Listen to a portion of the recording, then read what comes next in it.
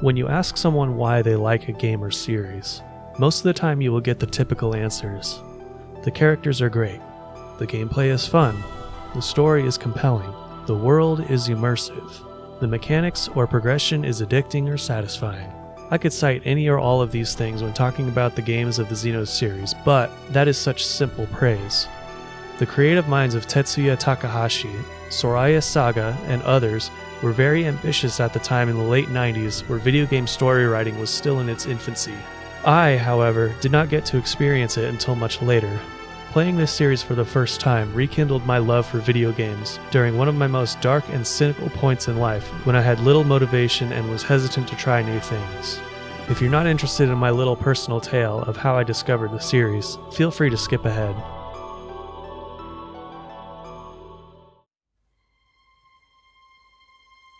The year was 2012. Without going into too much personal detail, I wasn't a very happy person. I shut myself off from my friends, family, and the world for quite some time prior to this, drowning myself in the addictive nature of one particular MMO game, living a second life that was completely disconnected from reality. However, things were starting to look up. The MMO went to shit for one, giving me quite the reality check I needed, and then my laptop broke. That's when I decided that I needed to do something, try new things. So I ended up getting a job first. What would inspire me to finally try new games was a seemingly endless YouTube rabbit hole of content creators autistically ranking features of games into top 10 lists. Bosses, stages, characters, music tracks, endings, moments that spark emotion from the player. Topped with cringe skits, jokes that make you groan in absolute disgust, amateur transitions and editing. But a certain endearing and relatable charm to them that just reminds you of your love for games and the fond memories you created with them as a youth. These videos were all part of a niche corner of YouTube, unofficially called the Countdown community. There was one video that stood out to me, and inspired my then closed mind to give a certain series a try. A collaboration video had recently dropped by two of the most beloved members of this little community, Joschscorcher, aka the Fiery Joker, and Peanut3423, aka the Autarch of Flame, simply titled The Top 10 Saddest Moments in Video Games. This video was the perfect thing for my then very negative, pessimistic mental state. You had the usual suspects as entries on the list, Metal Gear Solid, Mother 3, Shadow of the Colossus, etc. But one of them stood out to me, partly because of the moment they had shown, but also because it made me think, wait a minute, I've heard of that before. In Soul Calibur 3, there is a special costume you can unlock that resembled a very out-of-place looking character. That was where I had recognized one of the characters from. It was Cosmos. Her design was uniquely striking, one that you don't easily forget. That was the one and only time I had heard of Xenosaga until then, and here was this video practically begging me to play it by showing me how much of an incredible and emotional roller coaster of a story this game was. In doing some research, I learned that people compared the game to one of my all-time favorites, Final Fantasy X. So, once I was able, I ordered the game, and that's where it all began. The story of Xenogears and Xenosaga is complicated. A blind playthrough of one of these games might leave you with many questions by the end of it. That would be normal. The series is rife with various obtuse philosophical and religious themes, including the works of Friedrich Nietzsche, Carl Jung, and Sigmund Freud, as well as spiritual and mythological themes inspired by Christianity, Judaism, Gnosticism, and more. Naturally, there are a lot of references and plot points in Xenosaga and especially Xenogears that went over my head when I initially played them. It was the first time a game's story, or any story really, had inspired me to think more deeply about life. Order and chaos, why we are here. Appreciating what you have despite the struggle, suffering, and misery that life has thrown your way rather than giving up. Xenosaga and Xenogears really blew my mind in this way. It proved to me that video games have the ultimate potential as an art form to express interesting ideas as well as visual styles. Unlike movies or shows, there is no condensing the story into 2 hours, no limiting episodic structure, and it moves at whatever pace you find appropriate. Unlike books, you create part of the story yourself through your gameplay that normally may be skipped or flash-forwarded over. Unlike comics, you can both see and be a part of the action as well as experience the visuals that happen between the panels. Video games are special. Video games are art, Mr. Ebert. high arts even.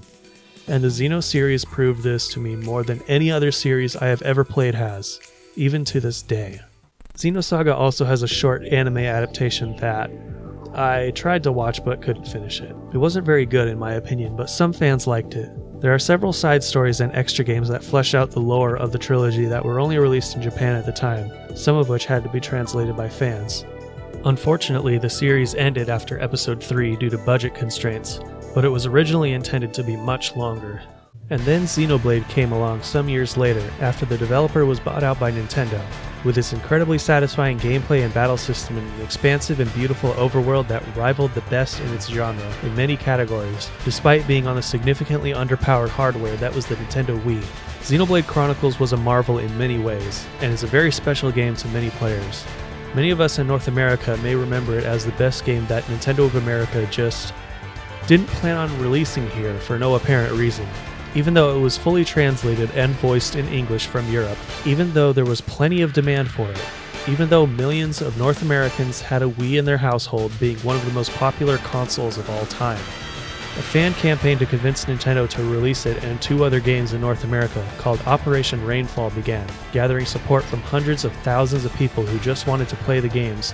Eventually it worked, or partially helped at least, and Operation Rainfall continues to exist to this day as a volunteer-based gaming news site that's worthy of your time if you want to discover something new from Japan that the mainstream outlets bury under a sea of AAA nonsense.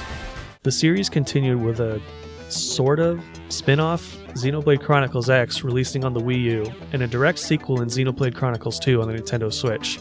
X was a more open-world game that evolved the battle system of Xenoblade 1 into something better, with more customizable characters and the ability to fly around the world in mech suits, for taking on giant alien monsters and tough bosses. However, as far as we know for now, X is completely disconnected from the series story-wise. Maybe. Xenoblade 2 is the sequel to 1 with a revamped battle system and tons of interesting side characters to use with your party. It also got a prequel expansion that's long enough to be considered its own standalone game. Currently, we have no indication of a Xenoblade 3, or some other continuation of the series, but I do believe we will get one eventually. I want them to get Bandai Namco on board and bring Xenosaga back into the mix, with a trilogy re-release or remaster.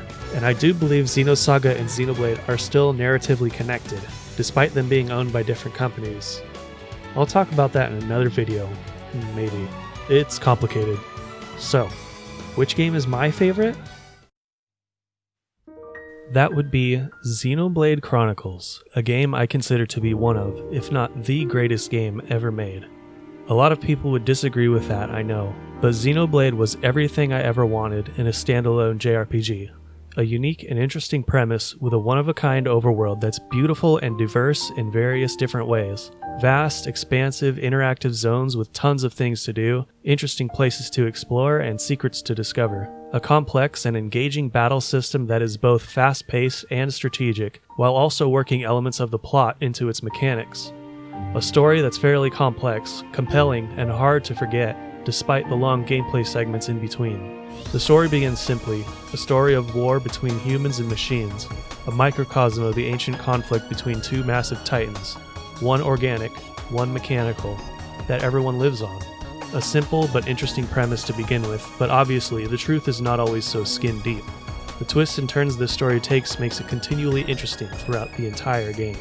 My runners-up would be Xenosaga Episode 1 and Xenogears, for similar reasons. The games tell very interesting stories that are unlike any sci-fi story I had ever experienced before.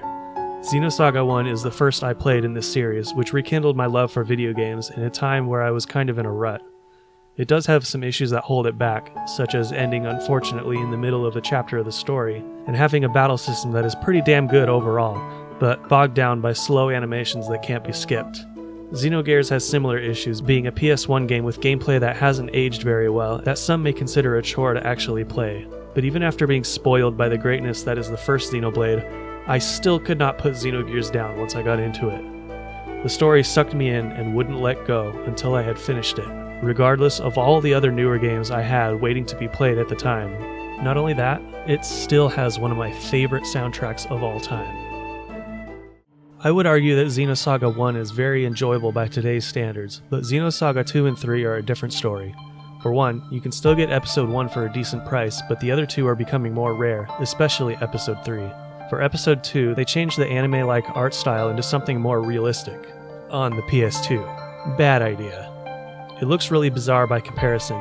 Not only that, the game was rushed, and as a result, it's an unoptimized mess with a battle system that's an absolute chore. So if someone decided to just watch the game instead of play it, I can't blame them. I know I have, multiple times. This episode has some of the most interesting parts of the story, focusing on some of the most well-written characters and one of the best villains I've ever encountered in video games, with an incredible climax. Episode 2 onwards suffered from a tightened budget, forcing them to condense a lot of the final parts of the original story into Episode 3, with a lot of events skipped over entirely. Episode 3 also suffered from the most censorship in the series for the Western version that was bad enough to ruin the impact of several events in the story. On the plus side, the art style is easily the most beautiful in the trilogy, and while the battle system is simplified and easier than previous games, it's at least enjoyable for the most part. Good luck finding the game at a reasonable price though, holy shit. Now let's talk about Xenoblade Chronicles X. Easily one of the best Wii U exclusives, this game is a bit lighter on the story, with a customizable main character and a focus on open world exploration, making it somewhat of a black sheep in the series. It also had some cool online features where you could share your character, allowing others to hire them into their party. The battle system of this game is like a more complex version of Xenoblade 1, and is easily my favorite battle system in the series. Not only that, you can use scale mech suits that add to the battle system even more to take down enemies that are absolutely massive, or die and have to pay a ton of money to get them back. Even though the story is light and the game ends on a cliffhanger, it's a joy to play and explore and just run around and have fun. And that's what's important, right? Now, let's talk about Xenoblade Chronicles 2. I'm gonna make some enemies with this one probably, but this is actually my least favorite game in the series for various reasons. On the plus side, the game does have a lot of interesting locations similar to Xenoblade 1 that are fun to explore. There are a lot of unique, interesting partner characters called Blades designed by various artists, many of them quite renowned throughout the industry, as well as a cameo from Xenosaga's Cosmos and Telos. Discovering them all was satisfying to say the least. The battle system does have its merits to it as well, more so late in the game when you have a lot more options, but it starts off extremely slow and tedious. As for the story, clearly this game was not made for people like me, and I knew that going into it based on what the director said about it before launch, but I didn't expect to dislike the main cast and the story as much as I did. The only parts of the story I actually liked were in the final chapters. Aside from that, it felt like an anime for teenagers rather than a continuation of a long-running series with a reputation for complex, philosophical, and mature themes. I guess part of the goal was to build on the series' audience and bring in younger Nintendo Switch owners, and they definitely succeeded in doing that. This game made the series a lot more popular, being the only big JRPG at the time on the new hot system that Nintendo made. Hopefully that doesn't come at a cost in story quality in the future, but I now have lower expectations. The Torna expansion was pretty nice though. More focused gameplay and the characters are far less annoying. Mostly. Speaking of expansions, the next bit contains some spoilers for Xenoblade Chronicles, so be warned. As for the latest bit of content we've gotten for the series, the remaster of Xenoblade Chronicles on the Switch came with a small expansion chapter called Future Connected that follows Shulk and Melia investigating the last remnant of the Bionis suspended in midair. The Shoulder, which is an area that was cut from the original game, is a fairly large area that adds another 12 hours or so onto an already long game. I had only heard about it being cut quite a long time after I played the original, and fortunately I refrained from looking it up before this came out, so I basically got to explore a completely new area in one of my favorite games of all time. Can't complain about that. We also got to know two of Ricky's kids as playable sidekicks, acting as literal party replacements for Charlotte and Ryan. They were charming, but really only act as tag-alongs throughout the story. As for the story itself, well, it felt really pointless to be honest. They call it Future Connected, but there's currently no indication of how it's connected to anything, whether it's a future game or one that's already out. The main enemies, the Fog Beasts, are not explained at all. They just appear and wage war against all the people on the land, and then you beat them. And there is one character antagonist who is so poorly written, he sounds like a parody, who is ended in an anticlimactic side quest with no real bearing on the main story. What was the point? And the voice acting for every character was poorly done, which is starting to get on my nerves lately. English voice actors for Japanese games don't seem to have any emotion or acting ability anymore, or they are just not trying. Putting that aside from now, I don't see what the purpose of Future Connected really is. Unless there is some secret upcoming game we don't know about that has something to do with it, Future Connected only exists as a bit of fan service for Melia fans. And that's okay, really. I was satisfied enough just being able to explore around playing new content that didn't really need to exist. I just wish it had more meaning. And there really isn't much else to say about Future Connected, so that's it for this video. What do you guys think about the series, and what kind of wishes do you have for a potential Xenoblade 3? I'll probably continue making more videos like this, so if you stuck through to the end, thank you for watching, and if you like this video and want to see more, you know what to do. Thank you, don't forget me! Thank you, don't forget me! Man, what a bunch of jokers!